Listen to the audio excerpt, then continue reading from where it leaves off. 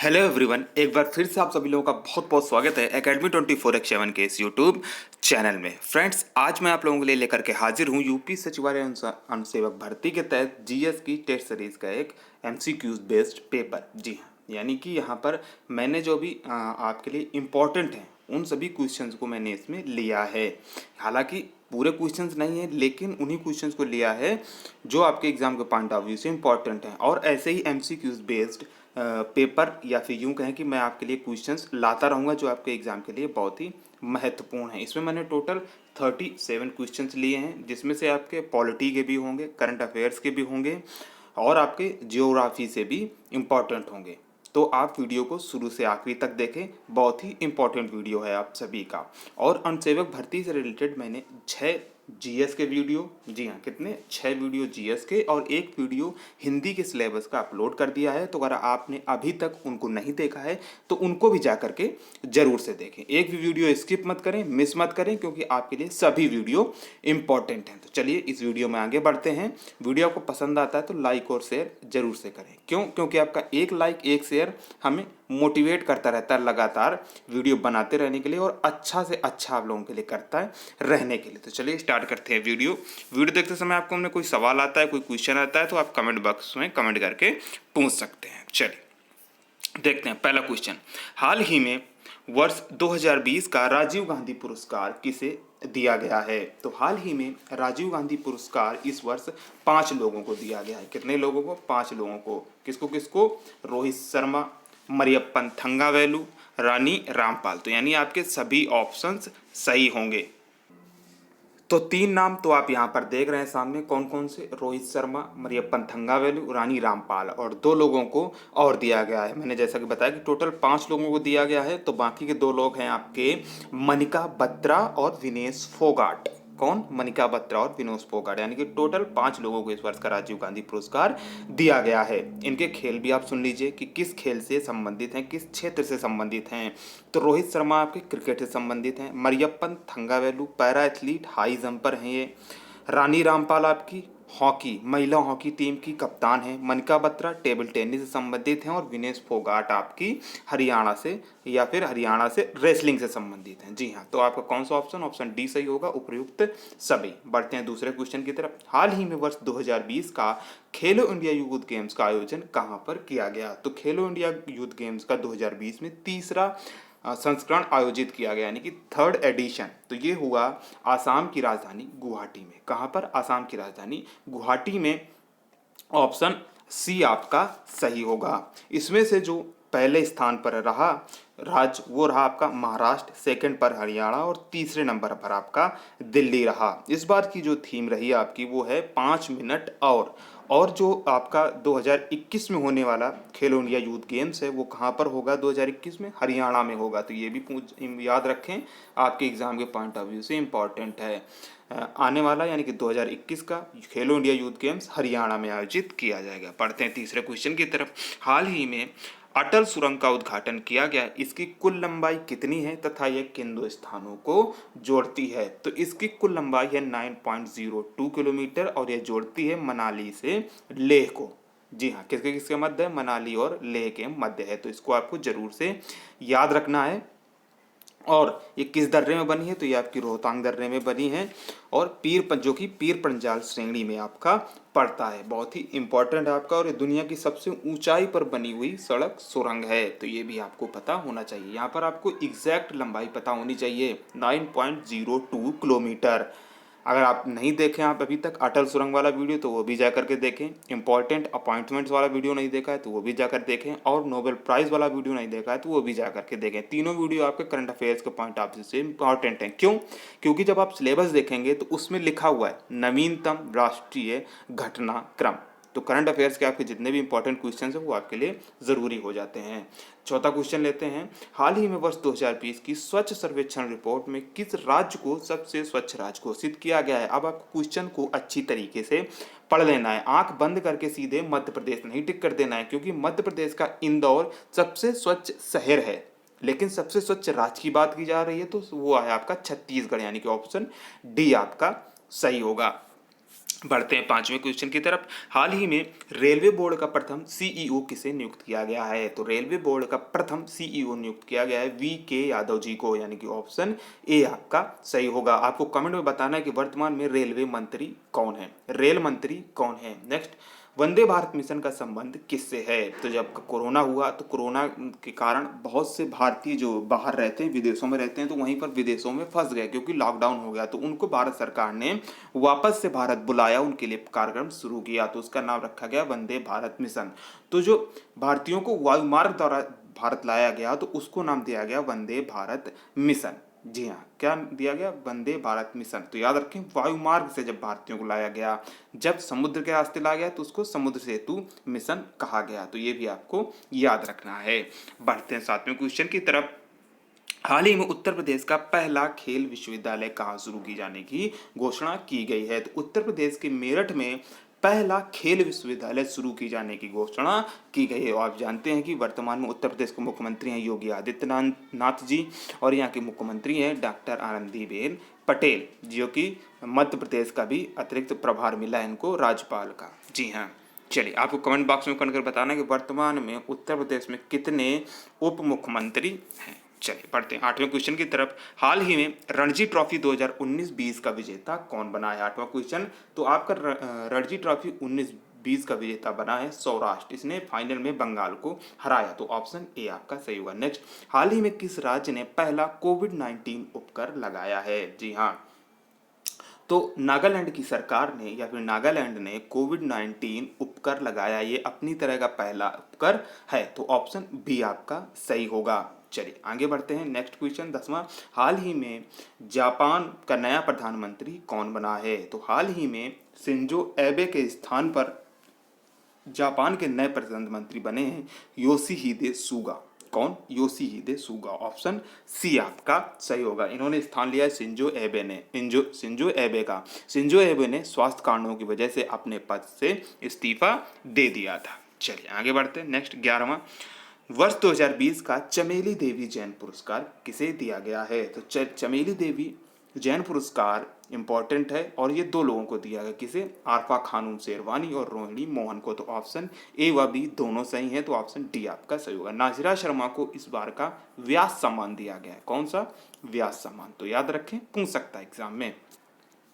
Next है, हाल ही में जम्मू कश्मीर के सिपाही अब्दुल राशिद कलश को इस वर्ष का शांति काल के किस पुरस्कार से सम्मानित किया गया है? जी हाँ, जो गैलेंट्री अवार्ड हैं, एक पीस टाइम का होता है, एक वार टाइम के होते हैं। 3 होते हैं पीस टाइम के और 3 होते हैं आपके वार टाइम के। तो यानी कि जो पीस टाइम यानी शांति काल का जो पुरस्कार है, उसमें से अब सिपाही अब्दुल राशिद कलश को सम्मानित किया गया। तो कौन सा? कीर्ति चक्र। ऑप्शन बी आपका सही है। जो युद्ध काल के होते हैं उसमें आपका है परमवीर चक्र, महावीर चक्र और वीर चक्र।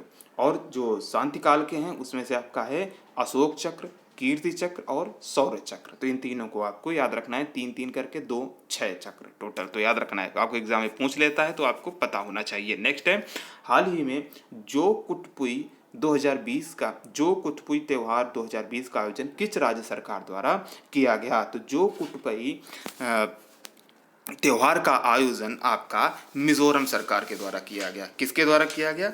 मिजोरम की सरकार के द्वारा किया गया। बढ़ते हैं नेक्स्ट क्वेश्चन की तरफ। तो जो कुटुंबी मैंने आपको बता दिया, मिजोरम सरकार द्वारा इसका आयोजन किया गया। नेक्स्ट है, हाल ही में जारी हेनले पासपोर्ट इंडेक्स 2020 में कौन सा देश अंतिम स्थान पर रहा? तो हेनले पासपोर्ट इंडेक्स में जो देश आपका अंतिम स्थान पर रहा वो देश है आपका अफगानिस्तान, यानी कि ऑप्शन डी आपका सही होगा। कौन सा ऑप्शन? ऑप्शन डी आपका सही होगा। जो पहले नंबर पर यानी कि जो देश पहले स्थान पर रहा वो है आपका जापान। कौन सा? जापान आपका पहले स्थान पर रहा और दूसरे स्थान पर रहा आपका सिंगापुर। और भारत की जो स्थिति है वो थी 84th। किस स्थान पर था भारत? 84वें स्थान पर था भारत। तो अंतिम स्थान पर आपका अफगानिस्तान रहा। नेक्स्ट, हाल ही में धनु यात्रा पर्व का आयोजन किस राज्य में किया गया? तो धनु यात्रा पर्व का आयोजन ओडिशा राज्य में किया गया। ऑप्शन सी आपका सही होगा। इस यात्रा में या फिर इस त्योहार में क्या किया जाता है? भगवान श्री कृष्ण और कंस की पौराणिक कथाओं का मंचन किया जाता है। 2014 से इसे राष्ट्रीय त्योहार का दर्जा दे दिया गया था। किसे? धनु यात्रा पर्व को, और ये कहाँ मनाया जाता है? ओडिशा में मनाया जाता है। बढ़ते हैं नेक्स्ट क्वेश्चन की तरफ। हाल ही में नेशनल स्टॉक एक्सचेंज का चेयरमैन किसे नियुक्त किया गया, यानी कि एनएसई का चेयरमैन किसे नियुक्त किया गया है? तो ऑप्शन बी, गिरीश चंद्र चतुर्वेदी जी को एनएसई का चेयरमैन नियुक्त किया गया है। अच्छा, इसमें से आपको कंफ्यूज नहीं होना है क्योंकि सेम नाम है आपका गिरीश चंद्र मुर्मू, तो इनको गिरीश चंद्र मुर्मू को बनाया गया है देश का सीएजी, कंट्रोलर ऑडिटर जनरल। तो इसको आपको बिल्कुल से कंफ्यूज नहीं होना है, गिरीश चंद्र चतुर्वेदी और गिरीश चंद्र मुर्मू में, दोनों को आपको याद रखना है। नेक्स्ट देख लेते हैं 17वां क्वेश्चन क्या कह रहा है। हाल ही में नेशनल बुक ट्रस्ट का निदेशक किसे बनाया गया है या नियुक्त किया गया है? तो लेफ्टिनेंट कर्नल युवराज मलिक को नेशनल बुक ट्रस्ट का निदेशक बनाया गया है। ऑप्शन ए आपका सही होगा। बढ़ते हैं 18वें क्वेश्चन की तरफ।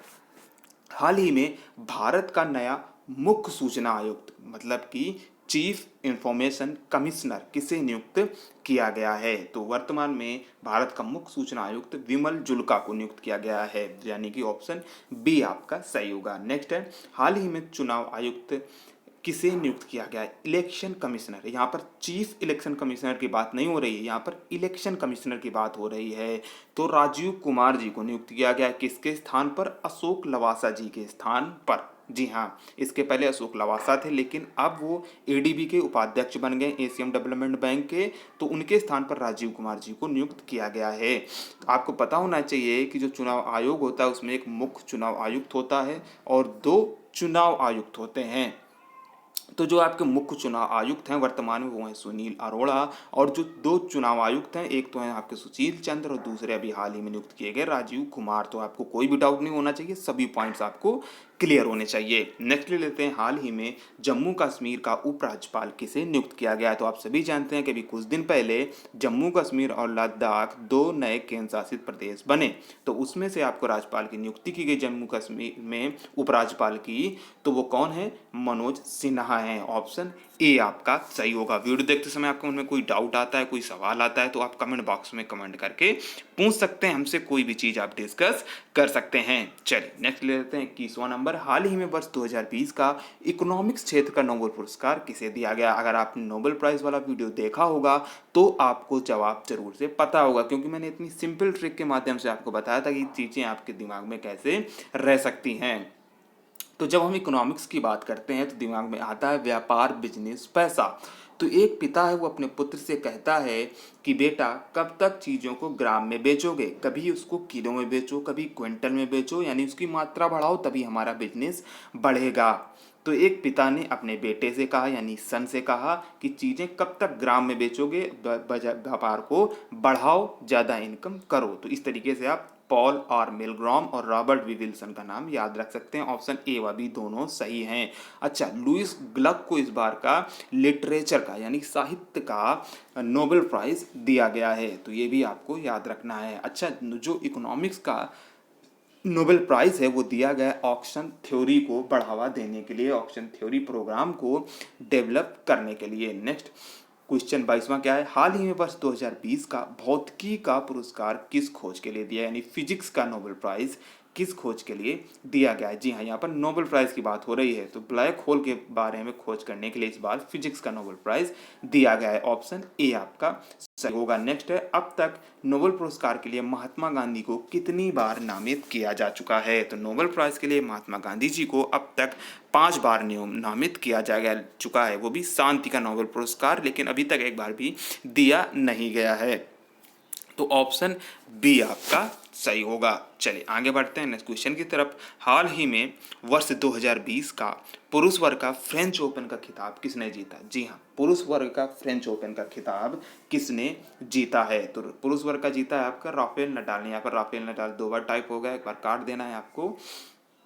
तो जो पुरुष वर्ग का फ्रेंच ओपन का खिताब जीता है वो राफेल नडाल ने, यानी कि ऑप्शन ए आपका सही होगा। जो भी जितने भी टूर्नामेंट हैं आपके, ये जो टेनिस से संबंधित हैं, वो आपको जरूर से पता होना चाहिए। बहुत ही इंपॉर्टेंट ये ग्रैंड स्लैम्स के 4 टूर्नामेंट होते हैं, Australian open, French open, Wimbledon और यूएस ओपन। तो आपको सभी के बारे में पता होना चाहिए, इंपॉर्टेंट है, क्वेश्चन जरूर से बनता है। नेक्स्ट अब आ जाते शुरू होते हैं आपके जियोग्राफी के क्वेश्चन।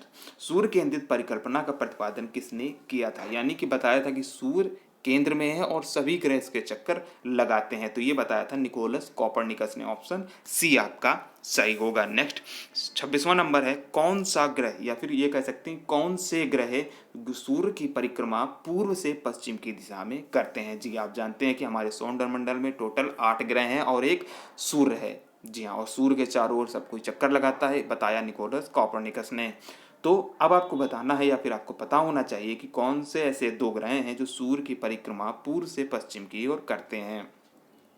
तो एक है आपका शुक्र और दूसरा है अरुण, यानी कि ऑप्शन सी आपका सही होगा। ये 2 ग्रह ऐसे हैं जो पूर्व से पश्चिम की दिशा में परिक्रमा करते हैं। बाकी जो ग्रह हैं 6 ग्रह, वो सभी पश्चिम से पूर्व की ओर परिक्रमा करते हैं, जिसमें से आपका पृथ्वी भी शामिल है। अगर आपसे एग्जाम में पूछ लिया जाए कि पृथ्वी जो परिक्रमा करती है सूर्य की, वो किस दिशा में करती है, तो पश्चिम से पूर्व करती है। ये बात आपको क्लियर होनी चाहिए। शुक्र और अरुण आप कैसे याद रखें, तो यहाँ पर केवल 2 ही ग्रह हैं जो पूर्व से पश्चिम, यानी 2 आपको याद रखना है।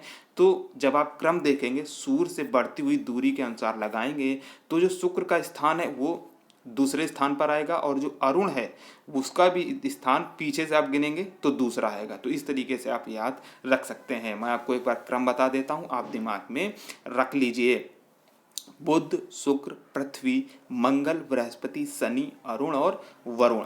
जी हाँ, एक फार्मूला भी आता है एम व्यम, एक बार मैं क्लियर लिख देता हूँ एक बार आप सभी लोगों के लिए, एम व्यम जे सन। इस तरीके से आप याद रखेंगे तो याद हो जाएगा। 2-3 बार अपने दिमाग में रिकॉल करेंगे तो याद हो जाएगा। एम वेम जे सन, यानी कि मरकरी, वीनस, अर्थ, मार्स, जुपिटर, सैटर्न, यूरेनस और नेपच्यून। तो ये है याद करने का। सूर्य से बढ़ती हुई दूरी के अकॉर्डिंग ये लगाए गए हैं, व्यवस्थित हैं, उसी तरीके से मैंने आपको बताया। नेक्स्ट क्वेश्चन ले लेते हैं। वर्तमान में किस ग्रह के सबसे अधिक उपग्रह हैं? तो वर्तमान में जो सबसे अधिक उपग्रह हैं वो अभी हाल ही में हुए हैं, कुछ दिन पहले शनि के हुए हैं। इसके पहले बृहस्पति के थे, जुपिटर के थे, लेकिन अब हो गए हैं शनि के। कितने? टोटल 82 उपग्रह हो गए हैं। तो ये भी आपका अगर एग्जाम में करंट में अगर क्वेश्चन बनता है तो भी आप करेक्ट करें, और अगर जियोग्राफी में अगर क्वेश्चन बनता है तो भी आपको पता होना चाहिए। नेक्स्ट है, किस ग्रह को लेटा हुआ ग्रह कहा जाता है? तो जो आपका यूरेनस, कौन सा? यूरेनस, ऑप्शन ए, उसको हम लेटा हुआ ग्रह कहते हैं। अरुण ग्रह को लेटा हुआ क्यों? क्योंकि ये अपने एक्सिस पर, अक्ष पर पूरा टोटल 90 डिग्री झुका हुआ है। जी हाँ, आप सभी जानते हैं। मान लीजिए ये ग्लोब है, ये अर्थ है, तो यहाँ पर ये तो हो गई 0 डिग्री रेखा, और आपको पता है कि जो अर्थ है, पृथ्वी है, वो घूमी है, झुकी हुई है कितने अपने अक्ष पर? 23.5 डिग्री झुकी हुई है।